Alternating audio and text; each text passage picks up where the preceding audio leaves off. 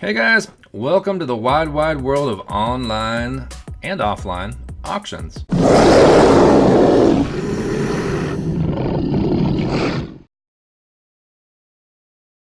So this is how I get some of my inventory to sell either on eBay or whatnot, or sell on Facebook Marketplace, where people will ghost you nonstop and ask if it's available and never talk to you again. So this is how I do it. I go to Bidspotter.com. Bidspotter.com is a national directory for auctions, so all over the United States, not just California where I'm at.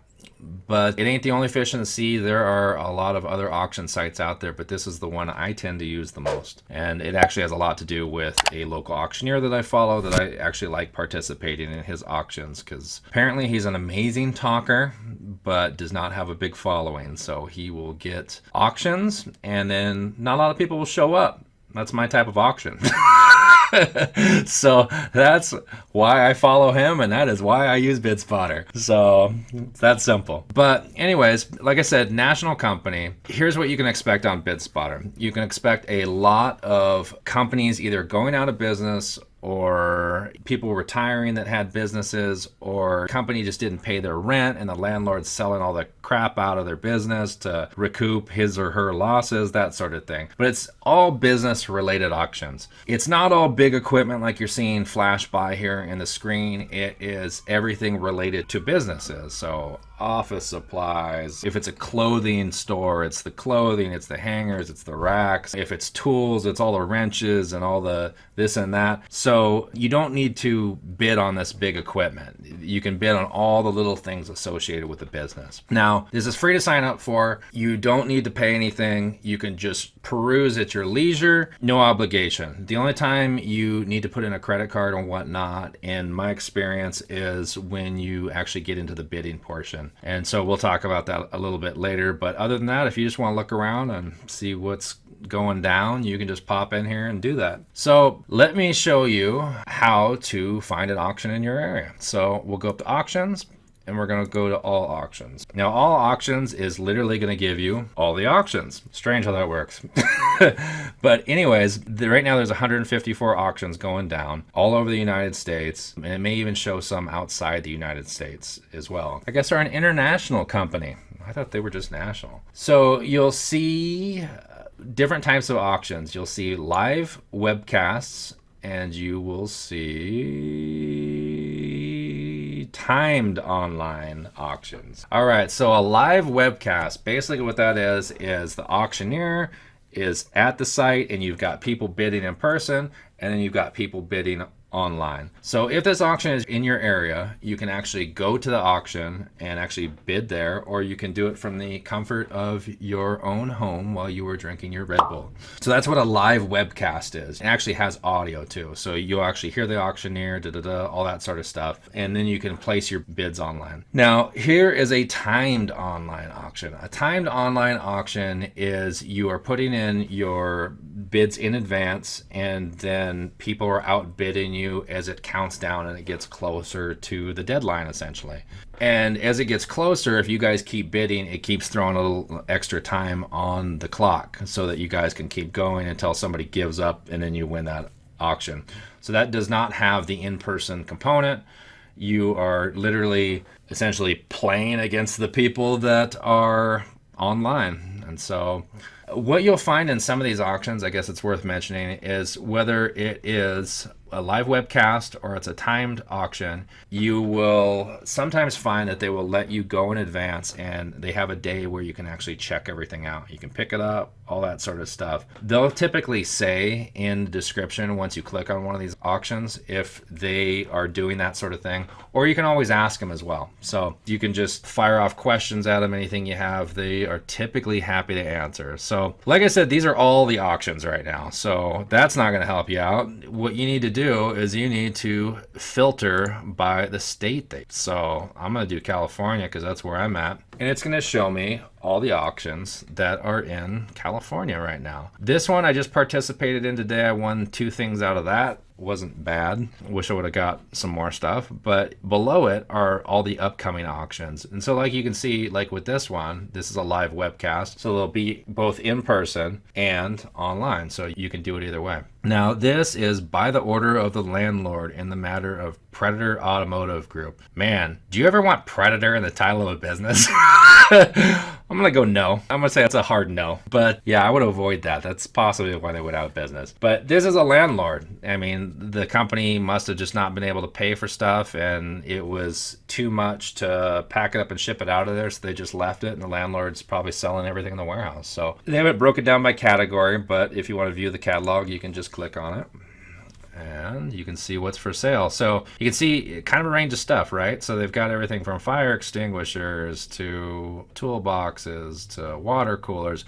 And you can bid on any of this stuff. Tape guns. Oh man, can't get enough tape guns, right? So if you literally just want to bid on tape guns, you can. And then what you do is the auction hasn't started yet, but bidding is typically open. And so you can go in and you can actually put in your max bid. So this is your maximum bid that you're willing to pay for this lot of tape guns. And it will start you off at the minimum, which is typically like a $5 bid. And as people bid up, it will move your bid up as well, up to your max.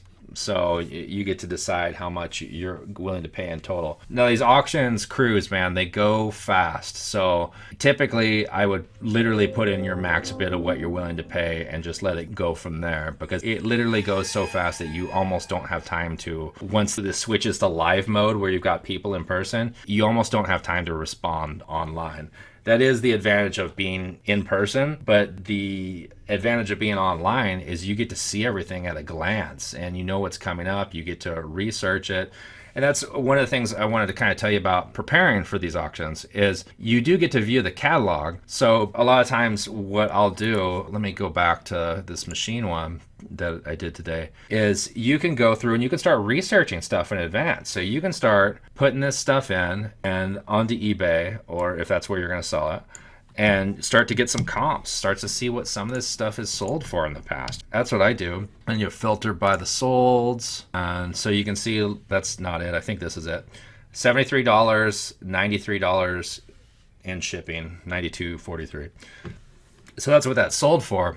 Man, that must have been a pain to ship. So you can start to do all your research. Now, I used to do this, but now I have my virtual assistant who does it. So if you have a virtual assistant, you can turn them loose on these auctions and go check all those comps for you. And just to let you know how I do things is my virtual assistant goes through, checks all the comps, and then she sends me a link directly to this item. So she sends me this link and then she writes down what the item sold for on eBay. So I have some kind of idea, and if I want to bid on it, I just click on the link.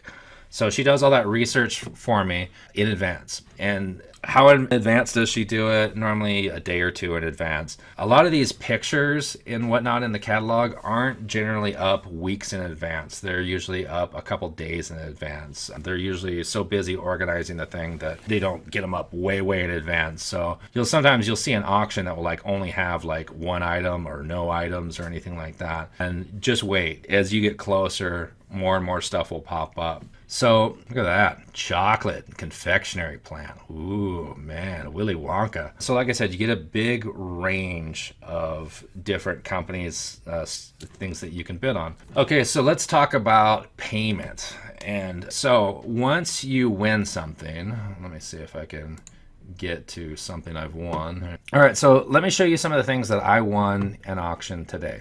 All right, so I'll go to my Bidspotter and 2 items won. I won this Yuasa protractors. There's actually 2 of them, so there's a quantity of 2. And $50 total is what I paid. And then I won this central hydraulic 10-ton portable puller, and I paid $95 for that. So here's where the research end of it comes into play is I don't know what any of this stuff is. I mean, I kind of know what a protractor is, right? I mean, we kind of used one in school, but other than that, I don't know. So this is why you research this stuff in advance, because if you were roaming around in person, you might see something and go, I don't know what that is. By the time you research it, the auction's already started. So it's pretty cool. So that's kind of why you research it in advance. And this item in particular goes for $350. So I paid $95. The latest comp on eBay, $350. So I should make some good money off that. Now, not everything you'll see at the auction is like these high dollar amounts. Like to me, this is actually kind of high, like 50 and 95, that sort of thing. And for those of you used to shopping in thrift stores and everything that were buying shirts for $3 to $6, you're like, oh, $95. But the auctions are really going to range, and they're going to range based on who attends them. So sometimes you'll get like people that, I mean, you'll see everything go for like $5, $10, stuff like that. Sometimes you'll get people that really know what they're doing and they're actually buying stuff for their own business, and so then the prices are going up. This machine one that I did today, this was an odd one because it seemed like a lot of people really didn't know what they were doing. They were just getting caught up in the whole bidding thing, and they were bidding over retail for some pretty basic stuff like power cord, stuff like that.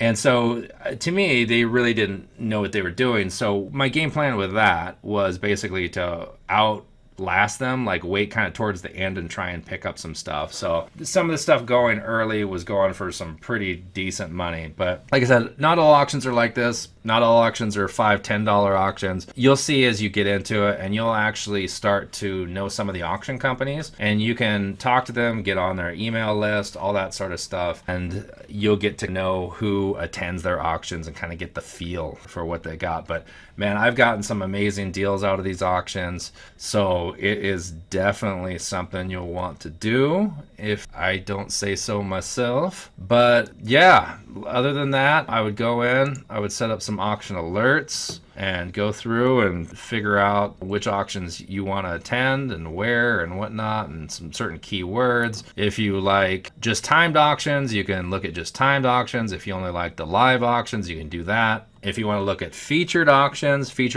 are typically companies that have paid some money to actually be featured. So usually some fairly big ticket items and that sort of thing.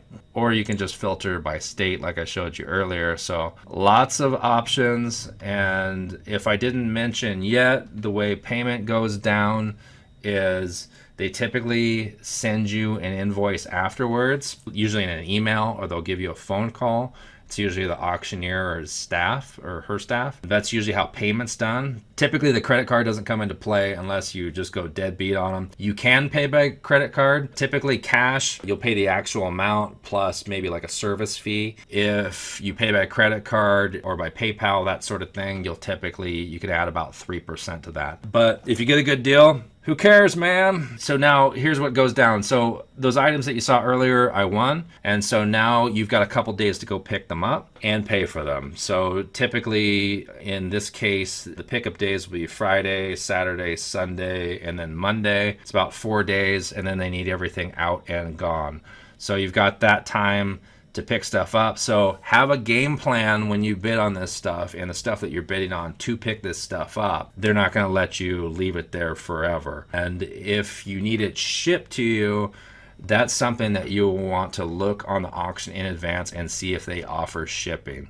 So typically I would lean towards auctions that are in your vicinity that you can go pick the stuff up. But if you want to start looking at some other auctions, just make sure, read in advance and or ask them, do they have shipping available? Do they work with shipping companies? That sort of thing. And get that all hammered out so that way you don't bid on something across the country and go, oh, sorry about that, because you literally will have to pay for it. It's not like a eBay auction where you can just go, hey, sorry about that. My 2-year-old kid got online and bid on that. Whoopsie. Can you give me my money back? They will not do that. So anyways, so hopefully that helped you guys out. That is online auctions. And like I said, there's a bunch of different companies that do it. So check it out, man. It is good stuff. And good luck to y'all. Have a good weekend. All right. Bye-bye.